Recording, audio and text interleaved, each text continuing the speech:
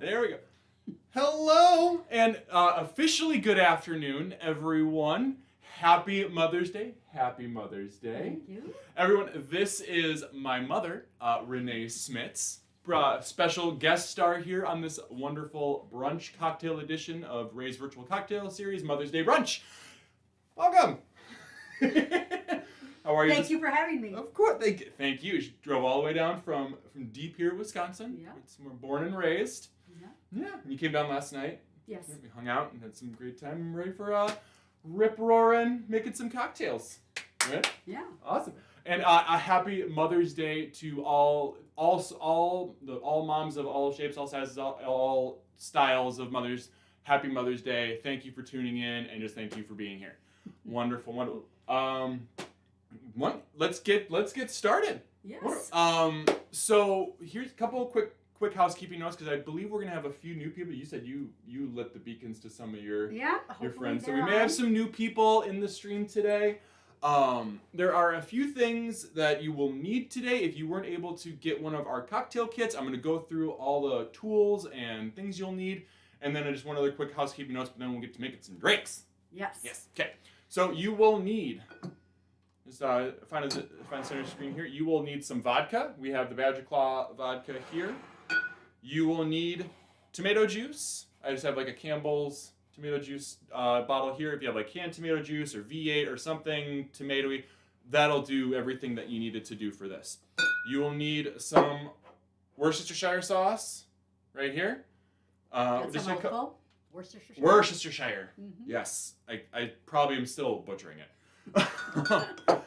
You will need salt, black pepper, and cayenne pepper. I just have like a couple little grinders here, but just some salt, some cayenne pepper, and some black pepper will do just fine. And gotta reach some lemon juice.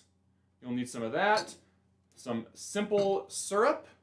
Or if you don't have a simple syrup, you could just use a superfine sugar, or even granulated sugar will suffice. I can talk about that if nobody has simple syrup, but simple syrup is preferred. Gin.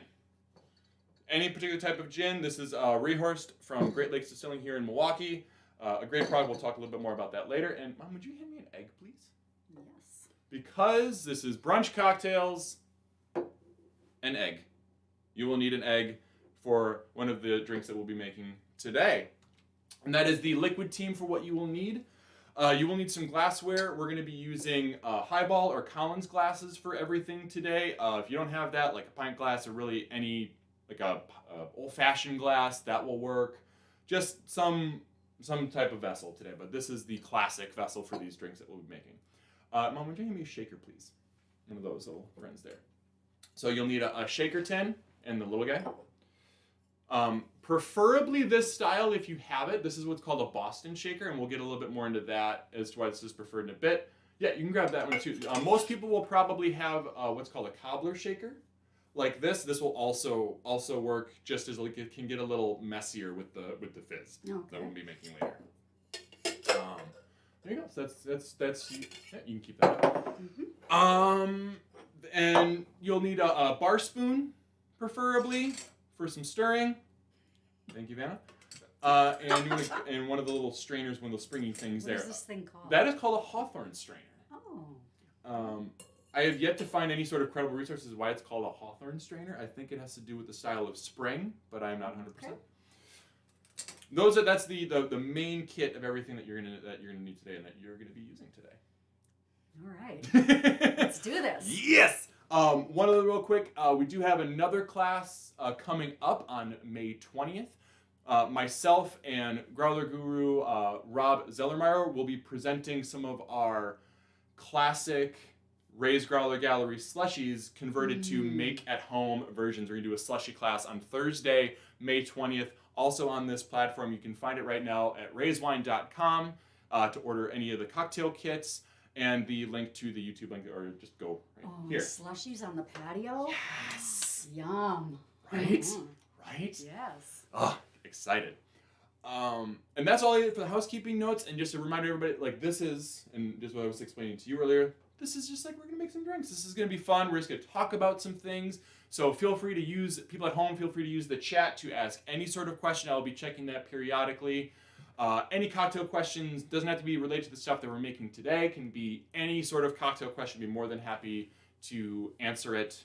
And again, if you have any questions, please call out. Okay. Without further ado, I'm ready. let's get day drinking. Right? Yes. Awesome. All right, just quick. So we're going to start today making a Bloody Mary. Now, you've had a Bloody Mary before, right? I have sipped one. You've sipped one. Because I'm not, sorry guys, not really into it, but we'll see. Well, it's just the tomato thing, right? Like you're not into tomato. Right. Totally fine. Yeah, I love them, and it is arguably like the cocktail that is it's associated with brunch, right? Like For it is sure. it is the like that and probably like the legendary bout of brunch cocktails is between mimosas and Bloody Marys. Right. I personally prefer Bloody Marys. I like that savory component. You're probably a little bit more. You like the mimosas. Exactly. But I'm going to learn. I'm going to change. You don't need to change. Don't say that. You're perfect. Okay. Oh my gosh. All right. Love you. So let's get started. Why don't you grab the mixing vessel right there? I did forget to mention, this is not required for this cocktail. This is just a little bit easier for presentation standpoint. This cocktail is classically made in glass. So if you're just at home, feel free to just grab your glass, which is, you can just grab your highball or Collins glass there. Feel free to grab that. Just for presentation purposes, we're going to use the mixing vessel here. But again, classically made in glass. Mm-hmm. So why don't you first grab this, there's some salt, and do about 2 cranks of salt into the mixing vessel, or about 4 shakes of salt into your glass or mixing vessel. Okay, Not a that's ton. That's pretty good. That's 2. That's pretty good. I like a little more. You want to do one more? Sure. There. We go. Just a little bit of salt. We're then going to take the cayenne pepper here and just do about, it's 2 dashes is the classic recipe. So just a little bit. This is just to add a little bit of heat. That's probably 1, that's probably 2. Perfect. Go into there. And now some Worcestershire sauce. 6 dashes. Now that is a fresh bottle, so maybe like 6 to 8. Because fun fact, if you guys are using any of these dasher bottles at home and it's a fresh bottle, the dash that you're first using is probably more like half a dash. And then as you get closer down into the bottle, more oxygen gets into the bottle and more liquid comes out each dash. Wow. Yeah. So 6 dashes? Like, yeah, 6 dashes is good. This is just, so Worcestershire sauce is, you're good. No, What was that? perfect. That was 1? That, we can count it as 1. 2? Oh! Oh, jeez. You're good. No. So, do 4 more of those. 4 more of those. 3. Yep. 2. Perfect. 3. 4. Perfect. Okay. So the if anyone I doesn't like know, this like stuff. yeah, it's like anchovies and tamarind and like a bunch of very like umami, salty, smoky kind of flavors. All right, now I want you to get that lemon juice there and measure out a ½ ounce of lemon juice. So the classic recipe just calls for a juice of half a lemon. In most of my experiences, a full citrus fruit will net you around an ounce. So whenever it's like, Okay, I see. yeah, the bottom line would work perfectly. So just like, it's a little free form here, but just for consistency's sake, we're going to do a ½ ounce. We'll check. Oh. Now that's, yes, a hangover cocktail is something you just make in glass. How we do it. Perfect. Right into the vessel there. Okay, so, ½ ounce. Mm-hmm. I really made a mess. Messes are just happy things. Okay. Means you're doing good work. Yeah. Means you're doing good work. Why don't you now, your favorite thing. Actually, we'll do the vodka first. Okay. We'll do the vodka first. Let's do 2 ounces of vodka. All right. And same thing, just right into the glass. And notice I didn't put any ice yet in the glass yet. So is this 2? Oh, 2 yeah, ounces. 1 ounce. Yeah, perfect. You got it. So yeah, we didn't put any ice in yet because this particular drink is really easy to over dilute. So that's why it's one of the reasons why it's made in glass and not shaken or stirred, because that is a dilution factor. And 2 ounces of vodka. vodka. Whereas now, we don't over dilute it. And now just 2 ounces of tomato juice. All right. Shake it up a bit. Yeah, give it a nice little good Which shake. we did before. So Yep. 2 ounces. Here we go. Oh, see, it's thick. It's perfect. And right in there. Sorry, everybody. Don't apologize. All right. Perfect. So now that we got that in your vessel, why don't you grab some ice next to you there and just fill up about 3/4 of the glass of your highball glass with ice. If you need to move that closer, feel free. Oh, that's fine. In my highball glass. You're good. You're good. Oh, That'll work just perfectly. more? Where? Put it just like a scoop in there. Okay. Perfect. Perfect. So now we got some little bit of ice. And take a bar spoon. Any one. Perfect. And just give it like a couple real like keeping the spoon on the side of the glass there, just a couple spins. Real nice and slow. Nice. Well done. Perfect. Just to get it kind of a little bit integrated, and now pour it into your glass here. Okay.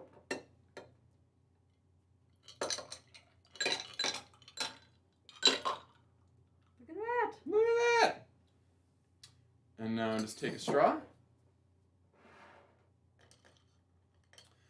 And that is essentially, it is base, original form, the classic Bloody Mary. Okay. Yeah. Want to give it a Do try? I sip it? Yeah, sip All it. right, I'm going to try it. Yes, and before anybody ostracizes me, yes, there are no garnishes. No garnishes in this Bloody. None. And I'm not lying when I say this. It's not tasty thick like I had always tasted when I've had them before. No. Yeah. It's actually it's good. Right? It's a little more. It's a much more elegant cocktail than in its original form that we kind of take. Yeah, it's got that brightness. Yeah. It's got that savory component, and the tomato comes through. It almost comes in through a much more fresh kind of way. If people at home, if you've not had a Bloody Mary like this before, please comment if you love it, hate it, wondering why, any questions on it. Please feel free to throw that into the comments. Can I ask a question? You sure can. So people have made these with like clamato juice. Yes. Is that like less tomato and some clam? Like clamato. Yeah, clamato is like a tomato juice with like clam juice. Okay. Typically used in a Bloody Caesar, which is like another spin-off or variant. And fun fact, one of the original precursors to this drink was a late 19th century, almost more. It was like it didn't have any alcohol in it, so that's why it's not credited as being the original Bloody Mary. But it was essentially a non-alcoholic drink with like tomato juice, lemon juice, oysters, like full oysters, and they would serve it in like a big bowl kind of thing, like almost like a punch. Mm. And it was like your and tomato juice, and it was like one of your classic like eye opener drinks. Yeah, but it's funny. So this style of this drink originated in Paris, actually in Paris, France, at a place called Harry's New York Bar in Paris. And it was first made in around like the 1920s, I believe I have it written down here somewhere. 1921. And it's one of the rare occasions to where there's even a little bit of dispute. There's a lot of dispute among like cocktail originators and people who have made them, but it's pretty widely accepted that a man named Ferdinand Pete Perdoux is the bartender that invented this particular drink. And he was a bartender that worked at Harry's New York Bar and invented it in 1921. But I want to try to backtrack a little bit here as far as like how we got to this point as to why he made this drink. Yeah. So kind of we're gonna go back to to Harry's, and it was originally a bar that was built in New York, and then it was shipped overseas in 1911. The whole bar was shipped overseas. When you said that, I was going to say, yeah, Scott, are you sure? Literally put the bar on a boat. Wow, okay. And there was a man named Ted Sloan who was the original owner, and he in the early 1900s he could smell Prohibition coming. It's like Prohibition's coming. I have this bar. I'm out. And that was a common thing, and it's a term referred to as expats, and that was this bar was a popular expats spot in Paris. So it was like the American bar in Paris, and it totally you can still go. This bar is still open. You can still go there, and it's a little touristy now. Like the drink prices are a little, you pay like an extra $2 for a cocktail there, but it looks exactly like it does. Like there's like sports pennants everywhere. There's a hot dog machine. It was like Paris's first hot dog machine was at this place. So very Americanized. And it was like that was like their shtick. It was like, this is an American bar in Paris. and it was like the place to hang out. So this bar was the hangout place for like Ernest Hemingway, Coco Chanel, Humphrey Bogart, Rita Hayworth. Like all these people would hang out at this bar. And the fable goes that it was Hemingway. Is like one of the fables. This probably isn't factual. Like this is probably like the more embellished part, but like that Hemingway, being a classic man who enjoyed his alcohol, stumbles in like one afternoon and is just blitzed, still just suffering from the night before. And a classic eye-opener drink was at the time in the early 1900s was canned tomato juice. It was vastly taking over orange juice because it was just easier to produce. And it was easier to produce, and it was like a new thing. And so I was like, oh, I have this can of tomato juice. I'm going to make this drink up. And I kind of think it was like a little bit off of hearing that this in America, this like clam and tomato kind of dish, oh God, I forget the exact name of it, and I should have wrote it down, but I didn't. I apologize. So I'm like, whispers in the wind. I think of this are floating around and makes this classic morning beverage, but throws in a little hair of the dog with a little bit of vodka and a little bit of spices, and we have a Bloody Mary. Here's to Ernest. Here's to Ernest. Here's to Pete. Yeah. Pete. And it was originally at one point tossed around to be called also a red snapper. Is one of the also rumored original names for it. And then as far as like where Bloody Mary came from, there's a couple theories. They're in on my notes. One of them is, of course, Mary Tudor. Yes. And that's one that everybody knows, Bloody Mary killed a bunch of Protestants, 200 some odd Protestants or whatever. The other theory, which this one is not as well known, but I think is one that gets circulated a little bit more around bar culture because it's about a bar, is there's apparently a bar in Chicago called the Bucket of Blood Saloon. Oh, that's cool. And it was this notorious hangout in Chicago to where they had to take buckets of water to wash the blood off the sidewalk from fights and apparently while like Pete is making one of these drinks, there's a regular of Harry's who used to frequent this Bucket of Blood bar and was infatuated with a waitress named Mary there. Oh, okay. So there was apparently a server named Mary who worked at the Bucket of Blood Saloon and would classically have like a bloody apron from cleaning up the blood outside of this bar in Chicago. So those are the other two. Wow. There is also one other theory. But this one is not very widely distributed. There was a man named George Jessel, comedian George Jessel. I've heard of him. Yep. That in 1927 had a hangover and wanted to cut the taste and smell of tomato juice, of vodka, and used tomato juice. Oh, okay. And while he's making these drinks for a 9:30 volleyball game with the Vanderbilts, that's the quote. He's like, he quotes himself in this book that I was supposed to play volleyball at 9:30 with the Vanderbilts, and I was just too much. So I made this drink and then spilt it all over Mary Walberton, and that's why it's the Bloody Mary, because I spilt this red drink on her dress. Oh, that's a good story, actually. It's kind of fun, yeah. It's however, like through like history, like there is documented quotations of Pete in the 1920s, much before George Jessel of making this drink. It's printed before that, so everyone's kind of like, yeah, sure, George. Thanks, Mom. So I might be jumping ahead, but I really want a cheeseburger on top of here, or a big stalk of celery, or a beef stick to stir. Yes. So why no garnish? Right. Fun story. So this is kind of the history of like the garnish is almost becomes more of a history of the evolution of what the drink is now. and a little bit of a history on brunch as well. So brunch became popular. The idea of brunch became popular in the early 19th century. And it was a very socialite thing to do. It was a very high society thing to do. And thus it became a very high society thing to have like brunch cocktails which during it. Because this was also these were things that were becoming new into the fold in like the late 1800s, early 1900s. So like it was an image of class to be able to have these things. And so that like if you could make yourself a nice drink for your midday drink, it was an elevation kind of status. But the concept of day drinking is old, like Belgian monks old, like way back. Okay. It was very, very common for third shifters have always been around. Yep. So the concept of drinking in the morning was like solidified by third shifters, but really was always like a concept to have. It was usually beer that would start it. Farmers would have saison during the harvest. They would make beer in the winter for have in the spring and the summer, and that was what saisons were for. And here we go. Then you would have in the early cocktail ages, like in the 1860s, where we're having bitters for medicinal purposes.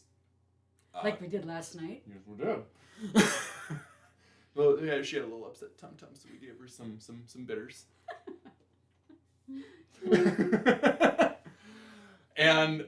So classically, you'd have that in the morning. It would be like your little wake up, your vitamins almost, and much like it didn't taste good. Like it was bitter. You even didn't like it. So a lot of people would typically have that in the morning and have it with some whiskey or brandy, and it was called an eye opener. That's where like the first eye opener was. It was literally a shot with some bitters in the morning. Oh boy. And so that's like where the kind of concept of having a cocktail for a drink, it was for health purposes, and thus it just kind of compounded with this brunch status that it became this one-up game. Who could have the fancier cocktail, the fancier eye opener, into which you come into this man, Jerry Thomas. This is a book by Jerry Thomas. This is one of the first cocktail books that was imprinted. And not this edition, in his second edition, which was 1872, he has a cocktail called a Morning Glory Fizz, which is going to be the second drink that we're going to make. And that's like kind of the concept of having that cocktail, and thus, and again, further one up. I feel like I'm babbling. Get to the point, Scott. You're doing fine. You're doing good. Right? So you come into Bloody Marys kind of, and if they stayed the kind of the way they are, you would maybe see like a celery stick or a lemon wedge or people that like Tabasco sauce up until around the 80s, the 1980s. And that's kind of where the excess starts to come in, and where you kind of start seeing beef sticks added and pickles and things like that until you get into the 1990s and local legend like Sobelman's Bar. A meal. The whole access thing is vintage Milwaukee. Oh, really? It is vintage Milwaukee. It is a Sobelman. Like Sobelman's is the documented like first place to like go completely overboard with it.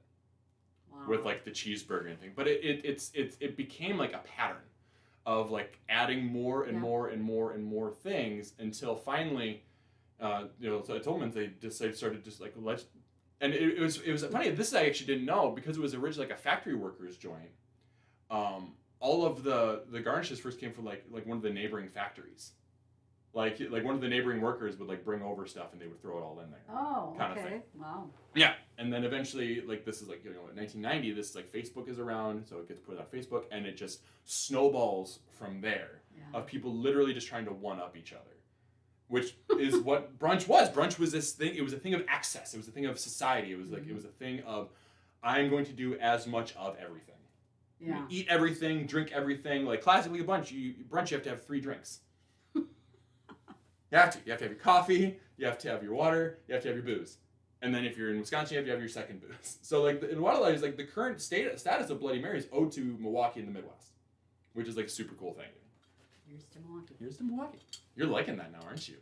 I do like it. This was supposed so fun. Spoiler alert. She's so worried about this drink beforehand that she's not gonna like the tuna. I was like, that's fine. I'll just drink it, and you can have the fizz. And she's not gonna let it go, and you shouldn't. Well, I mean, I like it. I'm sipping it. Keep drinking it. Yeah. chug it down, but it's No, good. no, it's a nice little sipper. It's and this is like to take it back into like its elegant form. It is a wonderful, elegant like cocktail that you can feel free to like not just have with all of its access. You can just make it this really soft and quote sophisticated kind of cocktail. And it's a way to get tomato juice.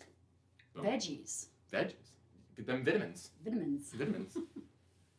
Wonderful, cool. I'm gonna take a poke here at the chat. You can let's see what we got going on here. What have I played? Also, it's citrus. Oh, and celery stick. Yes. Where's the garnish? No, no chaser. Like it didn't. Oh yeah, talk about the chaser. Why do people do that? Booze on Lori booze. Stein. Love it. Just like a little bit. I don't know the full history as far as chasers. My theory is that it's just more of an access thing. Booze on booze. Okay, because those little tiny beer hams glasses or whatever with the beer in it is so cute. Right? I don't even We like sell beer. like all the little 7-ouncers. Yeah. Yeah. We sell them downstairs. Because you're always, how about Bloody Mary with a chaser? Which I'm gonna be that girl now. You will be. Yeah, but it's funny because like it's in before like we got to the garnish scheme. That's where like all of the other additives and like the horseradish and mustard and aiolis and all that other kind of stuff like that would get added into. It was this one-up thing. Yep. Yeah. Cool. Right. Very neat. All right. Wonderful. We are cruising right along. You Okay. ready for the next drink? Yes. All right. This one's gonna take a little bit of muscle. So roll up your sleeves. Moving this. Yeah, you move We that. don't have a bars thing, do you? Do you rag? I would. Here's rag. Yes, thank you. You need a clean workspace. Yeah. I'm also gonna get this out here because we use this prop. So this is done for. All right. So the next drink we're going to make is to kind of call back to that previous point, a riff on the Morning Glory Fizz. We're gonna make a Gin Fizz, just a base Gin Fizz, which is very very close to the Morning Glory Fizz.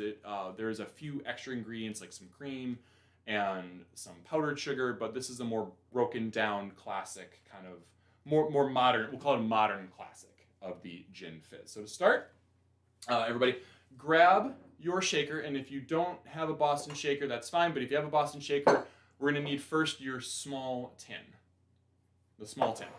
Yep, perfect. And grab your egg. Ooh. Now, no? No. You feel good? I can do this. You feel good? I believe in you. Here, why don't So- you hand me that other egg too, because you can put the yolk in there. I usually use Tupperware egg white separator. So this Which is are great. kind of new for me. So So just give it a good couple of cracks, and then okay, so I'm gonna do. yep, and just lean it like that. Okay.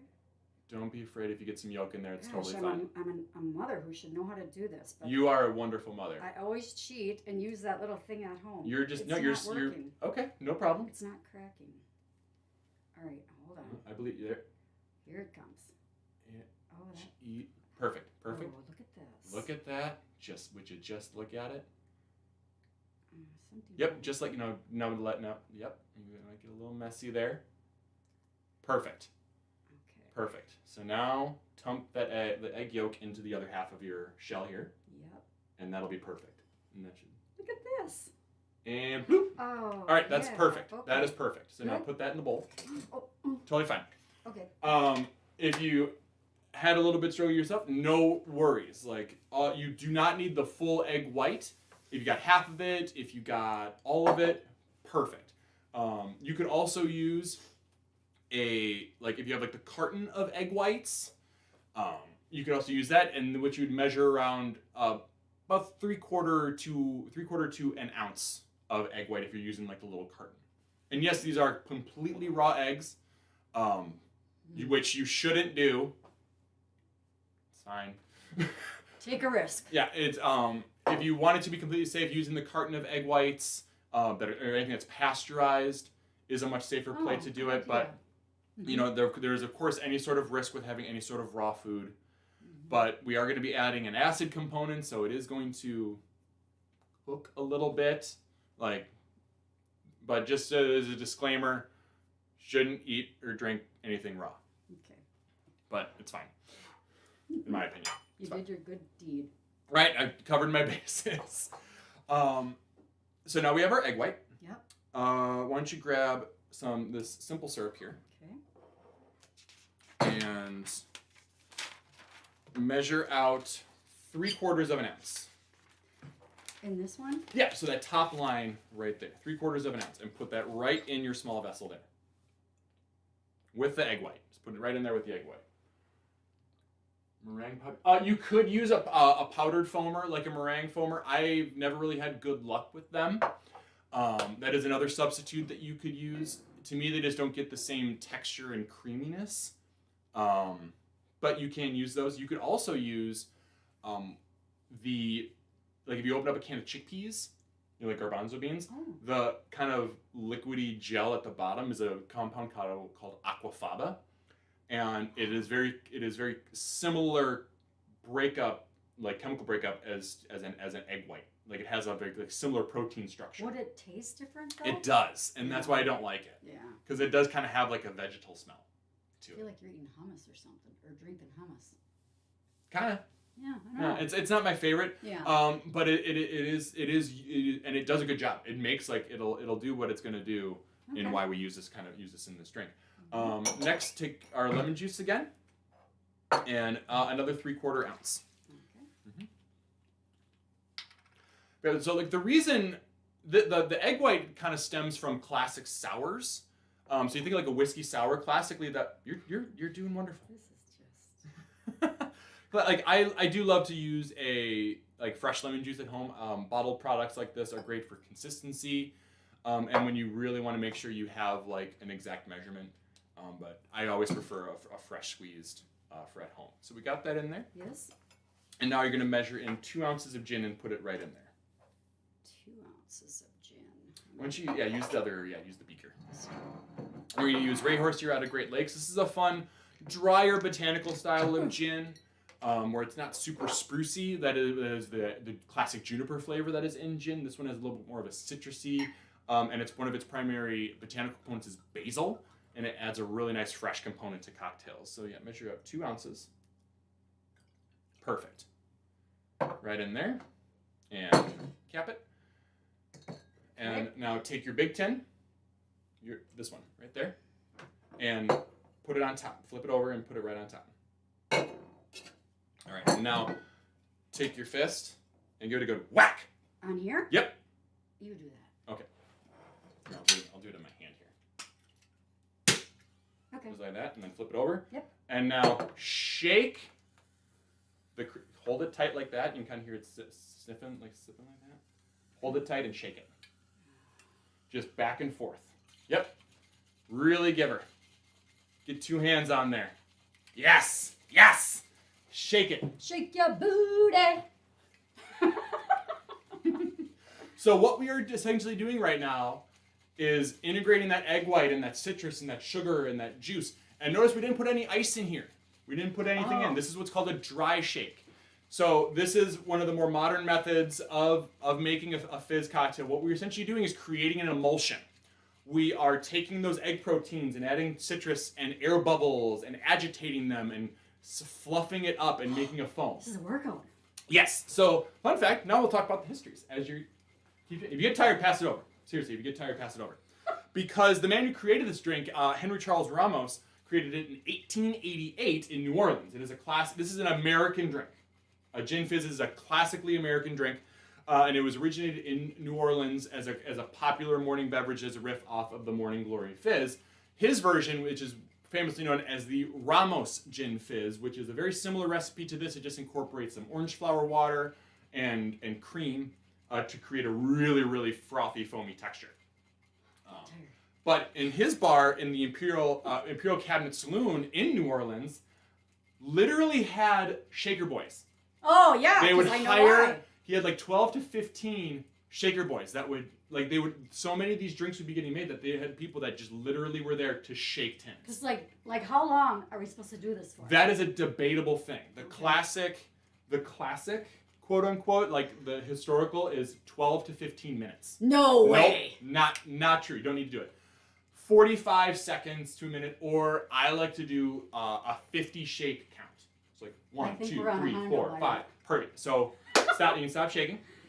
All right. So now We'll help you out here. I'm sweating. Yeah, it's an effort here. So now, and I can't really get a good angle in here, but if you're making this at home and you look in there, you're gonna see a lot of like little air bubbles, and you're like, that's not real foamy. It's gonna foam up even more because now, pour everything back into your small tin, and we're gonna get look It at looks that. so pretty, that white color. Nice white, nice milky white, yes. And throw in a good scoop of ice in there. Okay. And we're gonna reshake it with some ice. Yeah, bring that over. I learned to do this. A good scoop. A good scoop of ice Like right this? in there. Yep. Hold on. Here you go. I'll take Yeah. it. In this Whoa, little jeez. one? Yeah, right in the little one there. Okay. Yep. Okay. And now we're gonna do this whole process all over again. Oh, really? Yep. Okay. You put it right in there. So I'll do this again for you. And now give it a good couple, another shake. Ooh. So now, yeah. Now Reggae. we've added in Woo! the ice, which is another agitator, and we've added in the dilution, which is helping it integrate more and mix more. So give that a good another couple of shakes. I usually do about 30-ish seconds. Okay. You check Chad here while you're shaking. Hummus. How do I look? So this isn't a drink of pregnant. Should a pregnant lady have any drink? Who's pregnant? I don't know. Not me! I already had my masterpieces. Thanks, Mom. You're welcome. All right, that's pretty good. Okay. That's pretty good. All right? And so this is also another drink that you don't need to put ice in the glass. It's classically had, if you wanted to chill the glass down, that is absolutely appropriate. It's classically had without ice. You could throw in a couple of ice cubes if you wanted to make sure to keep it cold, but we're going to do this in its original form without ice. So now grab a strainer. The Manhattan? No. The Hawthorne strainer. Yep. Hawthorne. Grab that and just pour it right into your glass there. Like this? Yep. Perfect. Oh, it's just like Snow White. Yes. It's awesome. Perfect. Yes. Love it. Love it. Love it. Okay, that's Awesome. all she wrote. Awesome. Now I'm gonna snag this, and we're gonna let the kids at home kind of see this here. Oh, it's And pretty. it's sorry that's a little grainy, but hopefully you can kind of see like right about here that really nice bright white frothy head. That's what that dry shake is giving you, and it'll kind of continue to set as it sits in there. And so now, we're gonna use some club soda. Did I forget to mention club soda at the beginning of the stream? I think I did. I think you did too. I think I did. It's okay. Oh man. Okay, so I'm really sorry folks if you didn't grab this. I apologize. You have plenty of time. Grab something bubbly. Club soda, seltzer water. Preferred if you have like tonic water, that's okay. It'll just change the flavor a little bit. If you have champagne from mimosas, it's a Royale Fizz. Booyah. Didn't even get to A get to Royale that. It's Fizz. a Royale Fizz. And just so open that up, and you can just pour that slowly right into the glass. Like to the top? Yep. Just slightly. Yep. And just let it. Yep. Slowly. Yep. And A little more? a little more. And you can let that foam kind of puff up at the top. Perfect. See how you got that nice little froth? I'm gonna kind of. Oh, that's beautiful, Mom. You did such a good job. You can kind of see like the froth head just kind of building in there, right up at the top. Beautiful. Nice. And No. now you have straw. And now I'm gonna give you a nice little garnish of a little lemon twist. When do we do this thing? Shh, spoilers. Lemon twist. Oh, that's awesome looking. Enjoy. Oh, I get to drink this? That's yours. And enjoy. Definitely a drink that is worth the effort. Oh, liquid. Here we come with these. There you go. And it's funny. It's not something you see very often because it's like, it's both famous and notorious in bar culture, as you could probably see. Like, it's an effort to make. So, like, It's good. don't order more than one at a bar. kind of thing. Really? It's like one of those things. Like, Yeah, because that shake- it's one of those things like anything that you talk to anybody in service industry. It's like, of course they don't mind doing what they love doing, but like sometimes it's like when you have like a group of 7 that orders Gin Fizzes, like I'm shaking the crap out of these things. Oh, look at that! I gotta drive home today. Look at that! Oh yeah, it's like separated. So here's good. your straw. You can try it now. Well, I might make my own. Oh, okay. Should I show you because we could do the other method? We got time. Oh, good. Okay. Yeah, we got time. So we're kind of perfect. If you guys if you've made this at home or are making this at home and it's your first time, throw in the comments whether you thought it was easy, hard, never will do again, or if you're like you're gonna make these every Sunday from now on. But this what you did was the classic dry shake. Okay. What I can show you now is what's called a reverse shake. Okay. Which is a very similar process. If you want to hand me two tins, or do you want to do it? 2 tins? Another Boston shake. Do you want to do it? What do you mean? I don't know what you mean. You should do it. Do you want to make another one? Or are you? Yeah, no, we'll make. You want me to? All right, cool. So yeah, no, this is perfect. So grab that. Yeah. The small one. Okay. Small one. Oh, Same thing. Where's that one? Oh, here's the egg. Here's the egg over here. So just to kind of like as you go ahead and get started on your egg there. This method here is what's kind of more of a newer method on making the Gin Fizz. I'm getting better at this. You are getting it's just you got the touch. You got the touch. In which we're gonna do the same methods. We're gonna shake with ice and shake without, but we're gonna flip the order.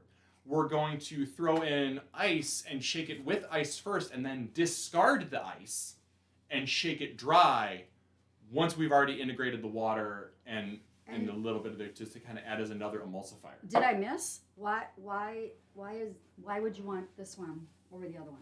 Oh, the dry shake. Why would I want to do the reverse shake over a dry shake? Yeah. So because the idea is the first way that this was done here. Let me get you on here. Is that everything was just put into the tin, ice, eggs, everything all in all, and that's still how a lot of classic sours are made. But you don't get the really frothy foam. Oh. It's a little more liquidy, a little more. It's not that nice fluffy cloud texture. Okay. What the dry shake does is it doesn't over dilute the drink because that's what would cause that foam to wilt is the dilution.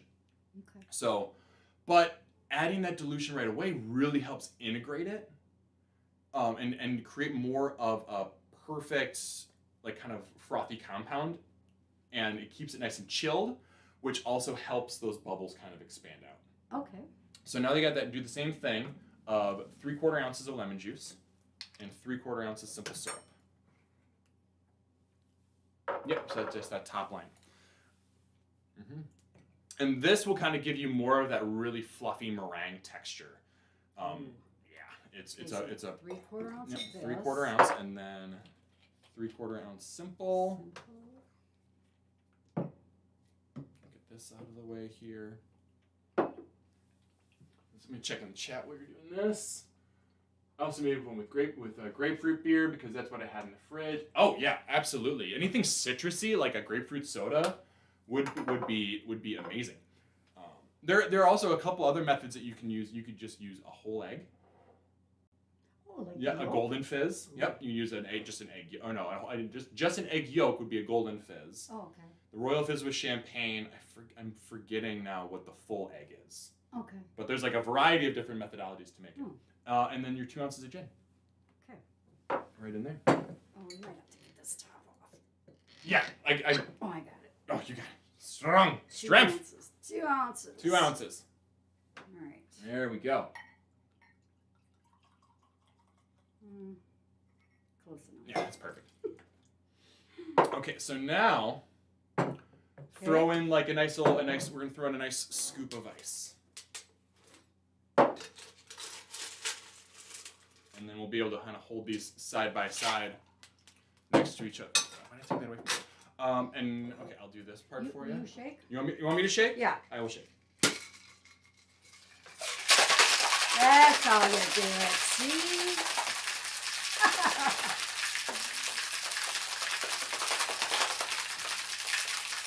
Yeah. Tired, It's tired. Can we get an idea? So this one is a good one that you can kind of do off of ear. So you can kind of like, it's definitely not making as much noise because that ice is getting really nice and diluted. So, and you can kind of see like, I don't know if you guys can see it, you got a nice cold tin here. This is why you can dry shake it at the end without the ice too, because it keeps it cold. So now, you want to hand me that pint glass, that glass next to you? And a strainer, please. Yep, one of those. Hawthorne strainer. Now we're just gonna. Wait, no. What am I doing? Yeah, no, this is right. Just gonna put that back into the tin and discard any leftover ice. That can go over with you. Okay. All right. Get rid of that. Now, I need that. Well, I need that back. Now, do you want me to shake this other one too? Yes, please. Okay. Now we're gonna reshake dry. And this is the one that you can really give some extra effort in. Oh, here. I'm so glad you're doing that. Yeah. Yeah, this is like, so yeah, like I said before, this is like kind of the newer method of doing this. And there's a couple of like kind of fun additions that you can do to fizzes. Like I said before, champagne is a great additive. Adding in some drops of bitters on top to kind of dress it up is a really cool methodology to jazz it up a little bit. I mean, like, I don't know if you guys can hear this at home, but it's thicker. It's getting that thickness. Thick. Oh man, I lost count. I'm not counting. You're not counting? That's fine. I think. People at home, have you been counting my shakes? Please comment how many shakes. Oh man, okay, that's probably pretty good. Yeah, that's good. Okay. Yeah, but one of the reasons, I don't know, did I talk about why to use a Boston shaker? I think I said I was, but I don't know if I actually did. I don't think you did. Reason I like Boston shakers for gin fizzes is cobbler shakers are multi-piece. Cobbler shakers. So they have like the top here, and then you have like the strainer at the top, which is just more leak points. Oh. And it doesn't create as nice of a seal. Boston shakers like this create a much nicer seal. Oh, okay. And I will take that. Can I get that strainer again, please, Mom? There we go. And then I'm going to give a little close-up on this one here. And then just right Oh, in there. wow. It's like milk. It's like milk.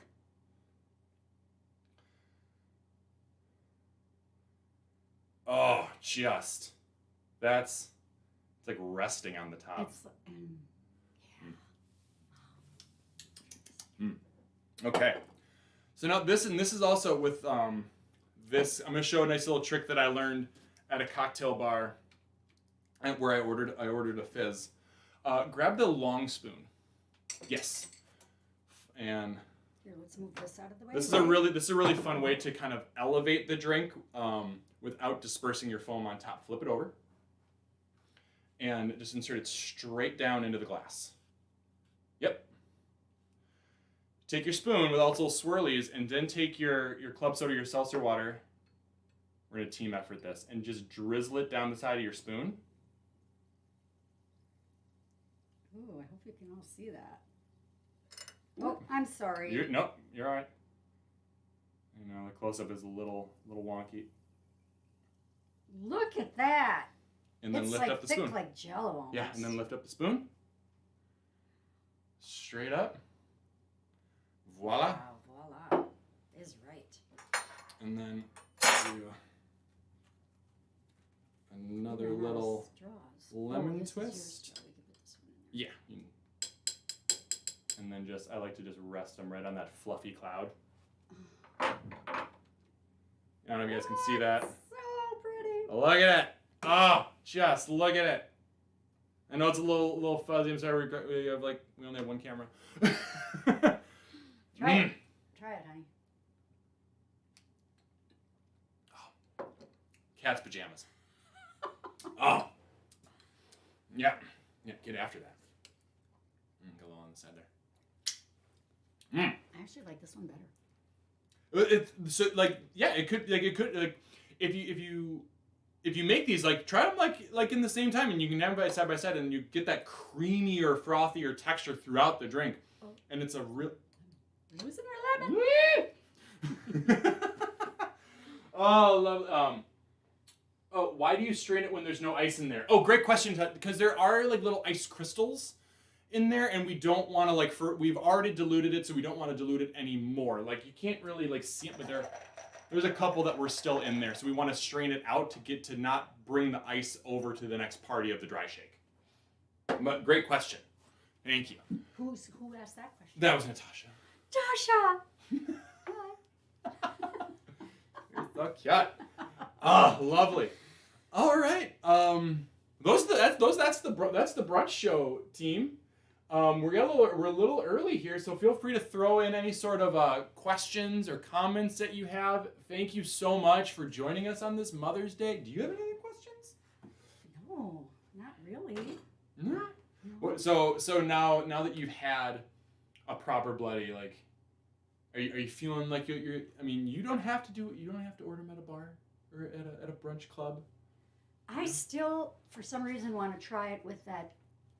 However you say it, clamato. I want to try that. But we'll get you some clamato. I have wanted to like a Bloody Mary forever because everybody goes, "Oh, let's have bloodies," you know, and I'm going, "I'll take a screwdriver." So I don't want to be that. I want to like a Bloody Mary. So I'm getting. Well, but I guess like you know what, I'm gonna kind of backtrack it because like there are so many other brunch cocktails that you could order. Like there are other things That's that I true. didn't know. Like there's a penicillin, which is like whiskey and absinthe and like lemon juice. Really great. There is a Corpse Reviver. Okay. Corpse Reviver, number 2. Also has some absinthe. That's like another lemon juice. Do bartenders really know how to make all these? Yeah. Really? If I Yeah. say I'm gonna have a corpse, what is it? Reviver? Corpse Reviver number 2. Like you would want to be at like a nice cocktail, like if you were, or like a nice brunch spot that had like a cocktail menu. You could ask the server like, He would say, "What's in that?" And it happens all the time. I don't know every drink. Okay. I've been behind a bar where someone like, or I can't even remember what it was, but it was something that I didn't know. Yeah. Like, can you tell me what that is? Like, there's a lot of bartending culture that is and you would typically see it out of service people that would go from one city to another and they would order something that was common in their city but not common in another city. That's actually one of the ways we got a cosmopolitan. There was a bartender that moved from San Francisco to New York. And cosmopolitans, in the form that they were at, were incredibly popular, and like riffed it to your coworker, and thus that's how we have that cocktail. Wow. Fizz for days. Yes. 11 tea shakes. What? When I asked everybody to count my shakes, there's 11 tea. 11. 11 tea. Nope, not counting. Oh, fantastic. I would like you said though, these are a lot of work. So. But just like. But I think it Oh, would be, the I foam. know. Look at that. Like, It's look at like that. meringue for your lemon meringue pie. Oh, so good. So good. So good. You did such a good job. Aw, Thank you so much for being here and coming down for this. This is such a cool Mother's I wouldn't Day. have missed it for the world. Thanks, Mom. At first I was going to say no, and then I thought, oh, absolutely not. Oh, Spend so time glad with my son? Are you kidding me? We like talk to people that aren't So, here. I'm going to do it, no matter if I'm nervous or not. I can do this. Yes, thank you so much. And thank you everyone and all the mothers out there. Thank you so much for being here and for tuning in. If you thought this video was fun and you feel like you please show it to your friends, to your family members. This will be on our YouTube page for as long as we'll have one. Like we're gonna keep it on there. So please toss it a like, subscribe if you can. It goes a long way for us getting some exposure. We really appreciate it. And remember, we have more classes coming up. Thursday, May 20th, we have a slushy class. We'll also have some new wine classes coming up. And stay tuned for more. Thank you so much. We're gonna sign off. Love you. Appreciate it, everyone.